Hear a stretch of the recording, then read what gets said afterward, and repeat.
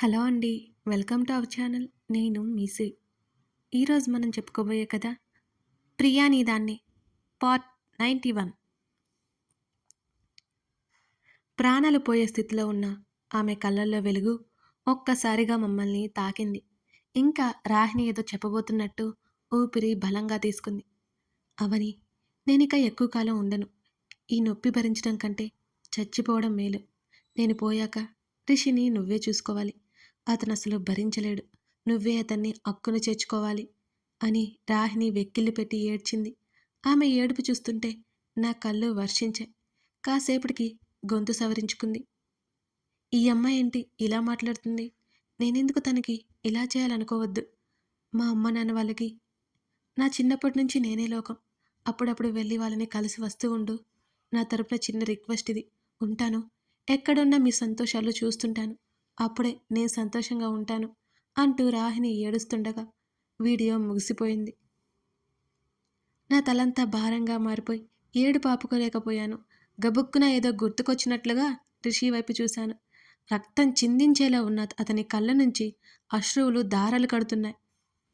అతను ఎంత కష్టంగా బాధను దిగమింగుకుంటున్నాడో చెప్తున్నట్టు వేగంగా అతని శ్వాస శబ్దం నాకు స్పష్టంగా వినపడుతోంది. అతనిని కదిలించాలి అంటే నాకు భయం వేసింది. అతను నిశ్చల సాగరంలా గంభీరంగా ఉన్నాడు. వణుకుతున్న చేత్తో అతని చేతి మీద తట్టాను. అయినా అతనిలో చలనం లేదు.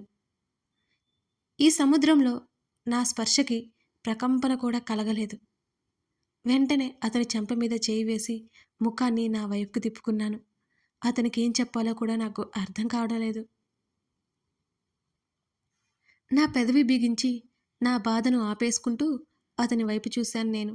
అతను గట్టిగా కళ్ళు మూసేసుకున్నాడు. నిస్సహాయంగా పక్కకు వాలిపోతున్న అతన్ని నా దగ్గరికి లాక్కుని హత్తుకున్నాను నేను. అతని చేతులు నా చుట్టూ బిగుసుకున్నాయి. ఒంటరిగా అతను పడే బాధ ఈరోజు నా ముందు బహిర్గతమవుతోంది. అతని తల మీద చేతిని వేసి నిమురుతూ సముదాయించడానికి ప్రయత్నం చేస్తున్నాను నేను. అతని ముఖం పూర్తిగా నా భుజం దగ్గర దాచేసుకున్నాడు. నా వీపు చుట్టూ అతని చేతులు అల్లుకున్నాయి. అతని రోదనకి గదిలో గాలి ఒక్కసారిగా స్తంభించిపోయినట్టు అనిపించింది నాకు. ప్లీజ్ కంట్రోల్ చేసుకో. అతని బాధ చూడలేక నేను ఏడ్చేస్తూ చెప్పాను. నా నుంచి దూరం జరుగుతూ తల పట్టుకున్నాడు అతను. అసహనంగా అటు ఇటు కనుచూపు కదుపుతూ రెండు చేతులు జుట్టులోకి పోనిచ్చి అతను అబ్నార్మల్గా బిహేవ్ చేయడంతో నాకు భయం వేసింది. ఇక గబుక్కున మోకాళ్ళ మీద కూర్చోగానే ఒక్కసారిగా నడుము కలుక్కుమని చెప్పలేని బాధ కలిగింది. అయినా ఆ సమయంలో అదేమంతా పెద్దదిగా అనిపించలేదు నాకు. ప్లీజ్ స్పీక్ అవుట్ అని అతని చెంపల మీద తడుతూ ముఖాన్ని నా వైపుకి తిప్పుకున్నాను. భారంగా ఊపిరి తీసుకుంటున్నాడు తను. I'm fine. అతడు నా చేతులని సున్నితంగా తప్పించుకున్నాడు. వెంటనే లేచి వాష్రూంలోకి వెళ్ళిపోయాడు. మరో 10 నిమిషాల తర్వాత బయటకొచ్చాడు. ముఖం తుడుచుకున్నాడు. ఆ పెన్ డ్రైవ్ తీసి బ్యాగ్లో పెట్టి ల్యాప్టాప్ షట్ డౌన్ చేసేశాను. తన్ని కదిలించే సాహసం నేను చేయలేకపోతున్నాను ఆ సమయంలో. అలా ఉంది అతని బాధ. అలాగే ఒంటరిగా వదిలేలేను కూడా. సోఫాలో కూర్చుని రెండు చేతులు ముఖానికి అడ్డుపెట్టి కళ్ళు మాత్రమే కనిపించేలా సూటిగా టీపాయ్ మీద ఉన్న ఫ్లవర్ వాజ్ని చూస్తూ కూర్చున్నాడు తను. అతని గుండెల్లో రేగుతున్న మంట తాలూకా వ్యధ నాకు తెలుసు. చాలాసేపటి వరకు అలాగే ఉన్నాడు. గడియారం 3 అయిందని తెలిపేలా గంట కొట్టింది. తొందరగా అతని దగ్గరికి వెళ్ళాలి అనిపించింది. కానీ బెడ్ దిగలేకపోయాను నేను. అదే సమయంలో మా ఇద్దరి ఆలోచనలను భగ్నం చేస్తూ తన ఫోన్ మోగింది. అది అందుకుని లిఫ్ట్ చేశాడు. రిషి. మాధవ్ స్వరం వినిపించింది. చెప్పరా అని అడిగాడు. గొంతేంటి తేడాగా ఉంది, ఏమైంది అని అడిగాడు మాధవ్. ఏం లేదు. ఎందుకు కాల్ చేసావో చెప్పు అని అడిగాడు రిషి. ఆఫీస్లో ఉన్నావా, తర్వాత చేయనా అని మాధవ్ చెబుతుంటే, ఇంపార్టెంట్ అయితే ఇప్పుడే చెప్పు అన్నాడు రిషి. ఇక నీ ఇల్లు అద్భుతంగా ఉందిరా గురువా, ఎలారా ఇలా అని అన్నాడు మాధవ్. అక్కడికెందుకెళ్ళావు అని రిషి సీరియస్ అయ్యాడు. చూసిపోదామని వచ్చానులే. ఆహా, ఏమన్నా ఉందా అని మాధవ్ అంటుంటే, అక్కడి నుంచి బయటికి రాకపోతే వాచ్మెన్కి చెప్పి గెంటేయమంటాను రిషి సీరియస్గా చెప్పాడు మాధవ్తో. ఏదో ఫైర్ మీద ఉన్నట్టున్నావు కదా, రాంగ్ టైంలో కాల్ చేసినట్టున్నాను, అవనిని అడిగాను అని చెప్పు అంటూ కాల్ కట్ చేశాడు మాధవ్. కాసేపటి తర్వాత నోరు విప్పాను. నా వల్లే తను అంతగా బాధపడ్డాడు. ఐఎమ్ సారీ, నాకు నిజంగా తెలియదు అన్నాను మనస్ఫూర్తిగా. నువ్వెందుకు సారీ చెప్తున్నావు, క్షమాపణ చాలా విలువైనది అని గంభీరంగా చెప్పి, ఆ ఫైల్ ఇటివ్వు. నా దగ్గర ఉన్న ఫైల్ తను తీసుకొని ఈవినింగ్ లేట్ అవుతుంది అంటూ అతను వెళ్ళిపోతుంటే, లేట్ అవుతుందా, ఎందుకు అని గట్టిగా అడిగాను నేను కాస్త. నాకు భయం వేసింది. ఒకవేళ తాగితే ఎక్కడైనా పడిపోతే. అమ్మో, మర్చిపోయావా, హోటల్ గ్రీన్ పార్క్లో క్లయింట్స్తో మీటింగ్ ఉందని నేను చెప్పాను కదా అతను గంభీరమైన స్వరంతో అన్నాడు. ఆ స్వరంలో బాధ నాకు తెలుస్తూనే ఉంది. నేను నిశ్చింతగా ఊపిరి తీసుకుని తలాడించాను. అతను వెళ్ళిపోయాడు. వెంటనే అతను సంభాళించుకోవడం నాకు గొప్పగా అనిపించింది. హఠాత్తుగా అతను నిశ్శబ్దంగా మారిపోయేసరికి చచ్చెంత భయం వేసింది నాకు. ఆ సమయంలో నా గుండె ఎంత వేగంగా కొట్టుకుందో. పెయిన్ అనిపిస్తుంటే పెయిన్ కిల్లర్ మళ్ళీ వేసుకున్నాను నేను. తల పగిలిపోయేంత నొప్పి కలిగింది నాకు. నాకిప్పుడే రాహి ఎందుకు గుర్తుకు రావాలి, నేను ఇప్పుడే పెన్ డ్రైవ్ ఎందుకు చూడాలి, సమయానికి అతని ఇంటికి ఎందుకు రావాలి, అదే సమయంలో వీడియో నేను ఎందుకు చూస్తుండాలి, లేకపోతే తన ఇంటికి వచ్చి నిదానంగా ఫ్రెష్ అయ్యి మీటింగ్కి వెళ్ళేవాడు. ఇప్పుడు అతను చూసిన ఈ వీడియో ఏ పరిణామానికి దారితీస్తుందో. అంతలోనే రాహిణి మాటలు గుర్తొచ్చి గుండె చెరువైపోయింది. అంత గొప్పగా ప్రేమించగలరా ఎవరైనా? చనిపోయే చివరి క్షణం కూడా అతని గురించి ఆమె ఆలోచనలు. ప్రేమించిన వాళ్ళ కోసం ఎంత కష్టమైనా సుఖంగా ఉంటుందేమో బహుశా. ఆ రోజు రిషి ఆలస్యంగా వచ్చాడు. అర్థం చేసుకోగలను అతని వేదన. అలాగని డ్రింక్ చేయలేదు, చాలా మామూలుగా ఉన్నాడు. మరుసటి రోజుకి నా కాలు నొప్పి కాస్త తగ్గింది. అయినా ఆఫీస్కి వెళ్ళేంత సీన్ లేదు నాకు. ఎక్కువసేపు నడవలేనని నాకు అర్థమైపోయింది. తను అసలు రమ్మని అడగనే లేదు.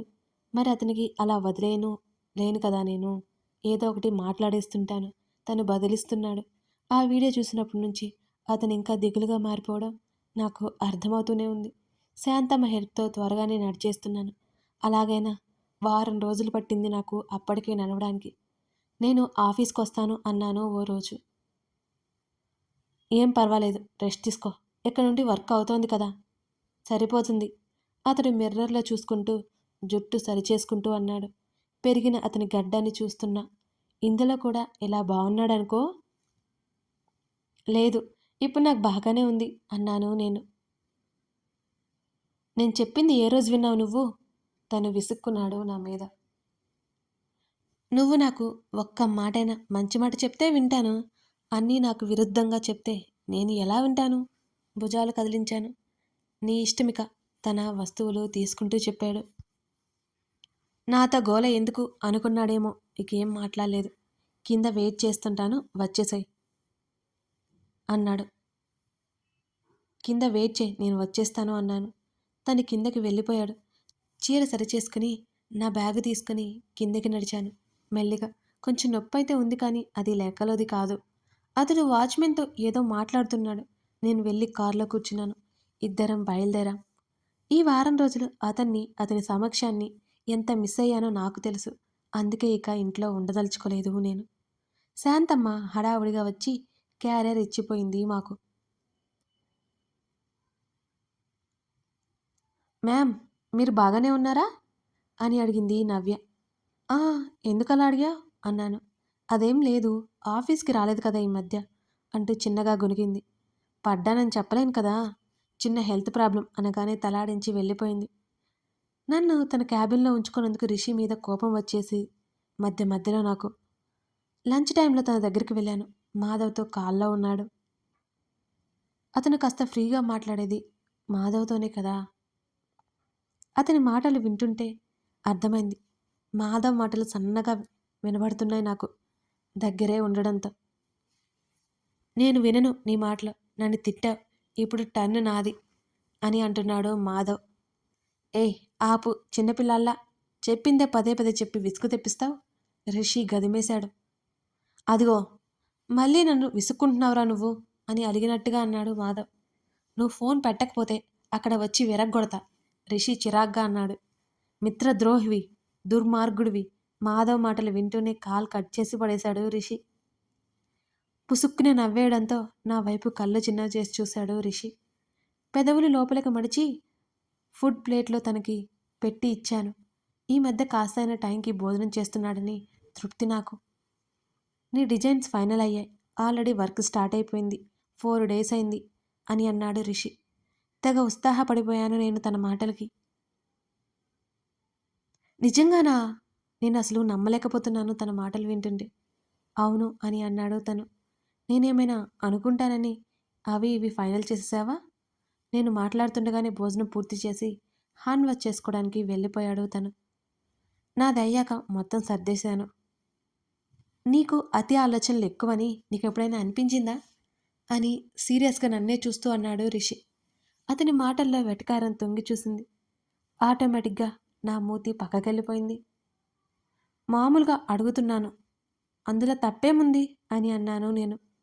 నాకు నచ్చకపోతే డస్ట్బిన్లో పడేస్తాను, కానీ అంత పెద్ద ప్రాజెక్ట్కి ఎందుకు ఫైనల్ చేస్తాను అని తిరిగి ప్రశ్నించాడు నన్ను. నిజమేలే అనుకున్నాను నేను. వీళ్ళు నార్మల్ పీపుల్స్ కోసం రీజనబుల్ బడ్జెట్లో ఫ్లాట్స్ ప్రొవైడ్ చేస్తున్నారు. అందువల్ల నా డిజైన్స్ పర్ఫెక్ట్గా సరిపోయినట్టున్నాయి. ఇంకో 1 నెల రోజుల్లో కన్స్ట్రక్షన్ వర్క్ పూర్తవుతుంది అంటూ మరో షాక్ ఇచ్చాడు రిషి. అంత త్వరగానా అన్నాను ఆశ్చర్యంగా. అన్నీ కాదు, ఒక్క బ్లాక్. అది చూస్తేనే కదా మిగిలిన వాళ్ళకి ఇంట్రెస్ట్ వస్తుంది అని ఇంటర్కమ్ నుంచి ఎవరినో పిలిచాడు. అతను వచ్చాడు. వినయంగా నిలబడి చెప్పండి సార్ అని అడుగుతుండగా రిషి కూర్చోమన్నట్టు చూశాడు. నేను అక్కడే ఉండడంతో ఏమైనా ఇబ్బంది ఫీల్ అవుతాడేమోనని లేచి విండో దగ్గరికి వెళ్ళాను నేను. అతను రిషికి ఎదురుగా కూర్చున్నాడు. వాళ్ళు మాట్లాడుకుంటున్నారు. అది ఇంటీరియర్ డిజైన్ కోసం. అవన్నీ నాకు అర్థమవుతూనే ఉన్నాయి. మిట్ట మధ్యాహ్నం కూడా ఉషోదయాన్ని తలపించేలా ఉంది వాతావరణం. విండో నుంచి కిందకు చూడడంతో కింద ఒక వరుసలో నాటిన మొక్కలన్నీ నాకు స్పష్టంగా కనబడుతున్నాయి. చలికి ముడుచుకుపోయిన మొక్కలు సూర్యుని వేడి కోసం ఎదురు చూస్తున్నట్టు అసలేమాత్రం కదలట్లేదు. వాటి దగ్గరికి వెళ్ళి కూర్చొని పలకరించాలి అనిపించింది నాకు. ఫ్యాన్ గాలికి నా చీర కొంగు నా నుంచి పారిపోవాలని ప్రయత్నం చేస్తోంది. దాన్ని స్వేచ్ఛగా వదిలేశాను. అదే వెళ్ళిపోతే మేము ఆగలేమా అన్నట్టు నా జుట్టు నా నుంచి ఎగిరిపోతోంది. వచ్చిన అతను వెళ్ళిపోయాడు. వెనక్కి తిరిగి రిషి వైపు చూశాను నేను.